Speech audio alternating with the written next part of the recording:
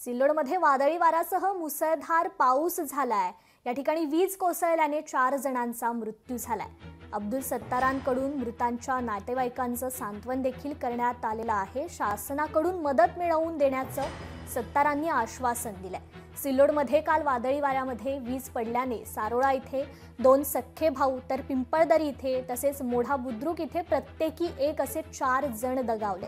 अब्दुल सत्तार यांनी तालुक्यातील नैसर्गिक आपत्तीत मृत्युमुखी पडलेल्या शेतकऱ्यांच्या कुटुंबियांची घरी जाऊन भेट घेतली। नैसर्गिक आपत्तीतील संकटात शासन आपल्यासोबत खंबीरपणे उभं असल्याचं सांगत आमदार अब्दुल सत्तार यांनी पीडित कुटुंबांना धीर दिला। तसेच शासनाच्या वतीनं जास्तीत जास्त मदत मिळवून देण्यासाठी पाठपुरावा करू, यासोबतच वैयक्तिक मदतीचं आश्वासन देखील दिलं गेलंय।